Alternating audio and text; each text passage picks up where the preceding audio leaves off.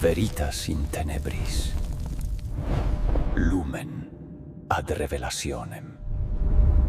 In the sweltering heat of 1851 Louisiana, whispers traveled faster than the wind that rolled through the cane fields. They said the master and his wife shared something forbidden, something that blurred the line between desire, power, and sin. The slaves on the plantation called it the unholy bond. At night, strange sounds echoed from the master's quarters, moans of pleasure and pain intertwined, and no one dared to question it. But deep within that mansion, one soul was trapped in a nightmare, a person born neither man nor woman, treated as a possession by both master and mistress. What began as a fascination soon turned into obsession, and ended in something far darker than anyone could imagine. It was the year 1851, deep in the heart of Louisiana. The plantation belonged to a man named Silas Beaumont, a wealthy landowner whose cruelty was whispered about in nearby towns but never spoken of aloud. Silas was powerful, respected, and feared. His wife, Margaret Beaumont, was equally captivating, beautiful, but with a hunger for attention that no wealth could satisfy. The Beaumont estate was enormous, stretching over hundreds of acres of sugarcane fields. The slaves who worked there were nothing more than shadows, faces that came and went, broken by labor and time. But there was one among them who stood out, not because of defiance, but because of mystery. Their name was Illy, a quiet, reserved young person with soft features and a haunting gaze. Born with both male and female traits, Illy had always been treated as an oddity. To Silas, that strangeness was intriguing. Silas first noticed Illy when he was brought from a slave auction in New Orleans. The auctioneer had whispered, "Unique stock, sir, rare as they come." Silas didn't ask questions. He only saw opportunity. Illy was brought to the plantation that same week, and from that moment on, their life became a labyrinth of commands and cruelty. During the day, Illy worked as a house servant, often attending to Margaret's chamber. At night, they were summoned by Silas for reasons no one dared discuss. It began as curiosity, a twisted fascination with Illy's body, something neither entirely male nor female. But over time, that fascination turned into something darker. Silas saw Illy as a reflection of his own power, something he could control, manipulate, and bend to his will. Margaret, however, noticed the change in her husband. He no longer sought her company. He became distant, distracted. The plantation's mistress, accustomed to being the center of attention, soon grew jealous. One night, she demanded that Illy be brought to her room, not by request, but by command. That night marked the beginning of the most unholy triangle imaginable. Margaret didn't see Illy as a person either. She saw them as a mirror of her own loneliness. She wanted what Silas desired, perhaps to reclaim what was taken from her. She began calling Illy to her chambers, first for company, then for something more. Illy, trapped between the two, had no escape. Every night became a ritual of power and control, first Silas's, then Margaret's, and between them, Illy's identity began to shatter. But something shifted one evening when Margaret looked into Illy's eyes and saw not submission, but sorrow. For a moment, she felt guilt, a rare emotion in a woman so used to taking what she wanted. She began speaking to Illy, asking questions, learning their thoughts, their fears, and in that fragile moment, something like affection began to bloom. Silas, of course, noticed the change. He saw the lingering glances, the hesitation in Margaret's tone. Jealousy consumed him, not for love, but for ownership. Illy had been his property, his secret, and now his wife dared to share it. Tension filled the Beaumont house. Servants spoke of screams behind locked doors, of broken glass, of blood found on the hallway floorboards. No one knew what truly happened inside, but the air was heavy with dread. One stormy night, everything came to a breaking point. Silas accused Margaret of betrayal, of being defiled by the very slave he owned. Margaret, trembling but defiant, shouted back that Illy was more human than he'd ever been. Those words cut deeper than any blade. In rage, Silas struck her across the face and turned his fury toward Illy. Illy was dragged to the barn, chained and beaten until consciousness slipped away. Silas screamed that he'd erased the abomination he'd brought into his home. But before dawn could break, something unexplainable occurred. The storm grew violent. Lightning struck the barn, setting it ablaze. Flames swallowed the dry hay and wood within seconds. When the slaves ran to extinguish it, they found Silas on the ground, face pale, eyes wide open, dead. There wasn't a single wound, but his body was frozen in terror. Illy was nowhere to be found. Margaret collapsed into hysteria, claiming she saw a shadow by her bedside that night. A figure with eyes glowing faintly in the dark, whispering, neither man nor woman, but vengeance. The next morning, she was found wandering the fields barefoot, muttering Illy's name until her voice broke. The plantation fell into ruin. Within weeks, word spread that the Beaumont estate was cursed. Workers abandoned the land, terrified of the cries that echoed at night.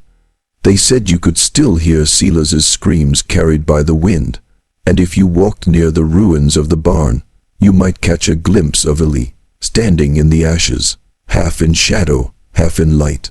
Local records from 1851 list Silas's death as heart failure. Margaret was institutionalized shortly after, her mind completely fractured. But the servants' stories tell a different tale, one of retribution, of something beyond human understanding. Years later, travelers passing through the region claimed to see a figure on the old road near the Beaumont plantation. A tall, slender person in tattered clothes, neither man nor woman, walking beneath the moonlight. Some said it was a ghost. Others believed it was Illy still wandering, caught between worlds, forever seeking peace that would never come. The land remains empty to this day. Locals avoid it, even in daylight. They call it the hermaphrodite's haunt. And when the wind passes through the cane fields, it carries whispers, soft, trembling, and impossible to ignore. Some say the whispers are Illy's. Others believe it's the echo of all those who suffered there, trapped in an endless cycle of pain and desire. But one thing is certain, some sins never die. They linger haunting the blood-soaked soil of history itself. In 1851, Louisiana was drenched in the scent of blood, sweat, and sugarcane. The Beaumont plantation stood as a monument to both wealth and wickedness. When Illy arrived there, the skies were gray, as if even God refused to watch.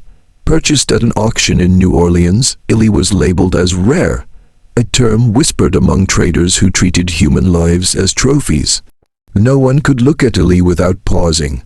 Their face carried both softness and strength, neither distinctly male nor female, yet somehow both. Silas Beaumont, the master of the plantation, was known for his sharp eyes and colder heart.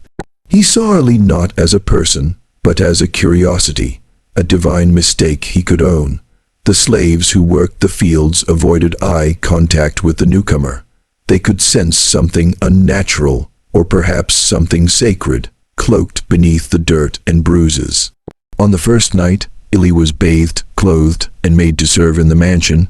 Their silence unsettled everyone. Margaret Beaumont, the mistress, watched from the staircase as her husband examined the new servant. The flickering candlelight reflected in Silas's eyes, and in that reflection, a dangerous interest was born. Illy, unaware of the shadow forming behind those eyes, stepped into a house where every secret ended in suffering. The first days were quiet. Illy worked obediently, cleaning rooms, carrying trays, and attending to Margaret's vanity. Yet beneath their calm exterior was fear, the kind that grows roots. Whispers spread through the quarters, the new one, there's something strange about them. No one knew how true those whispers were. Silas Beaumont's fascination began as a flicker, a glance too long, a question too curious. He had seen beauty before, but this was different. Illy's existence itself challenged his understanding of creation. He began calling Illy to his study late at night under the guise of special duties. The servants knew better. In those moments, Silas's fascination turned to obsession. He studied Illy's movements, the tone of their voice, the curve of their silhouette in lamplight. He convinced himself that he wasn't committing sin, only exploring nature's mystery. But what he truly sought wasn't beauty, it was control. Silas's hands were cold and cruel.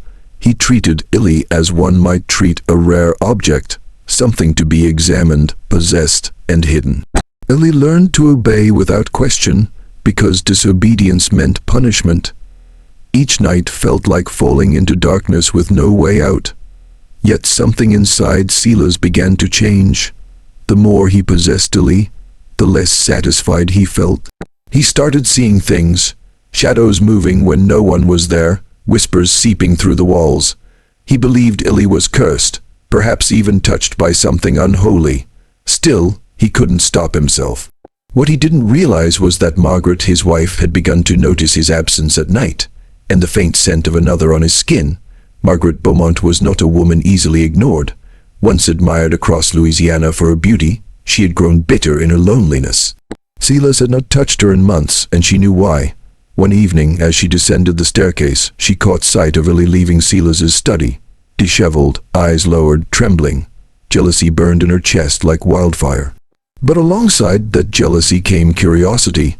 Who was this person that had bewitched her husband? She summoned Illy the next night under pretense of needing assistance. As Illy brushed her hair and buttoned her gown, Margaret studied their reflection in the mirror. The silence between them was thick, heavy, and intoxicating. Margaret began testing boundaries, soft touches, lingering gazes. At first, Illy recoiled, terrified of punishment. But Margaret promised protection, whispered that she was different from her husband. Her lies were as gentle as her hands. Within weeks, Margaret's fascination turned physical. What had begun as revenge became something she couldn't explain, something both tender and dangerous. The mistress found herself entangled in the same obsession that consumed her husband. And soon, their secret too began to rot beneath the surface of the house. The Beaumont household became a theater of deceit. By day, all appeared normal. Silas ruled his fields, Margaret played the obedient wife, and Illy moved like a ghost between them. But at night, their desires clashed in secret corridors. Silas would summon Illy, unaware that hours earlier, Margaret had done the same. Illy lived two lives of servitude, their body no longer their own. Each touch from master or mistress carved away a piece of their soul. What neither Beaumont realized was that Illy had begun to see through them, to see how power turned humans into monsters. The slaves whispered that the house was cursed now. Animals died mysteriously, the air grew colder, Silas's temper worsened, and Margaret's beauty faded into something hollow. Both were consumed by jealousy, not for love, but for dominance. One evening, Silas found a hairpin on Illy's bed, Margaret's. In that instant, rage replaced reason. The twisted triangle that had fed on secrecy was about to collapse under the weight of its own sin. Silas confronted Margaret that night. The storm outside echoed the chaos within. He accused her of betrayal, of defiling herself with what he called a creature. Margaret screamed that Illy was more human than he had ever been. Silas's slap echoed through the mansion. He dragged Illy from their quarters, chained them in the barn, and unleashed his fury. The rain poured, mixing with blood. Illy's eyes stared back at him, not with fear, but with something colder, something ancient. That night, lightning struck. The barn caught fire, illuminating the fields like a scene from hell. Slaves ran toward it, but it was too late. When the flames died, Silas was found lifeless, his eyes wide open, his face twisted in terror. There was no wound, no mark, and Illy was gone. By morning, the mansion was silent. Smoke still rose from the blackened barn. Margaret collapsed at the sight of her husband's body. Her mind broke. She whispered Illy's name again and again, claiming she saw their shadow by her bed before dawn. Servants reported strange occurrences. Footsteps in empty halls, candles snuffing out, whispers echoing through the house. Some said Illy's spirit had returned. Others believed they never died, that they had become something neither living nor dead. The land rotted. The cane refused to grow. By the month's end, The Beaumont name was buried along with its secrets.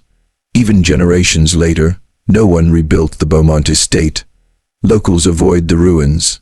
They claim at dusk you can still hear chains rattling or see a figure walking the fields, tall, thin, and featureless. The story says Ellie's soul was split that night, half seeking vengeance, half seeking peace.